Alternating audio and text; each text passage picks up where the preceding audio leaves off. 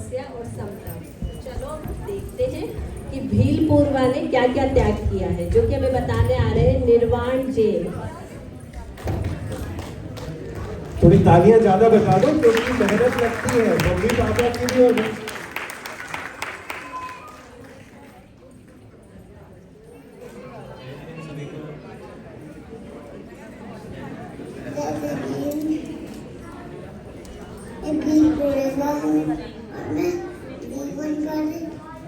कौवे का मांस नहीं खाऊंगा, ये मेरे नियम है।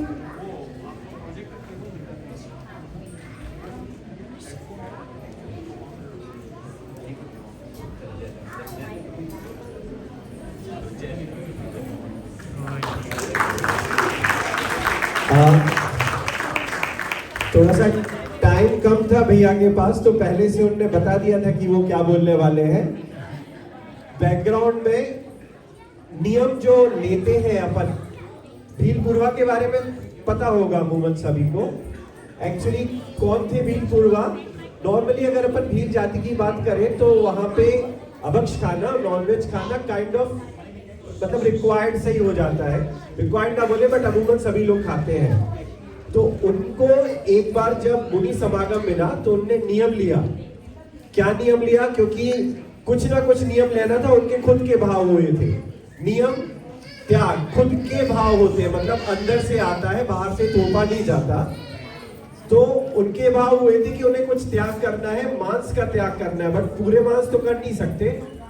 तो उन्होंने सोचा कि जो हम नहीं खाते हम उसी का त्याग कर देते हैं। क्या नहीं खाते? उन्होंने कहा जितनी चीजें देखी सुनी वो सब तो जानवर तो खा ही लेते कभी ना कभी, तो कौवे की चांसेस बहुत कम है, मतलब बहुत कम क्या नहीं है, तो अपन कौवे के मांस का त्याग कर देते हैं। ठीक है? और चले आए महर्षि के दर्शन करने के बाद।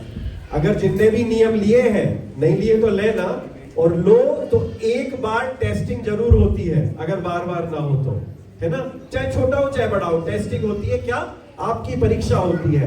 इनकी खराब हो गई भील की, और वैदराज ने बोला कि दवाई के रूप में तुम्हें कौवे का मांस लेना पड़ेगा।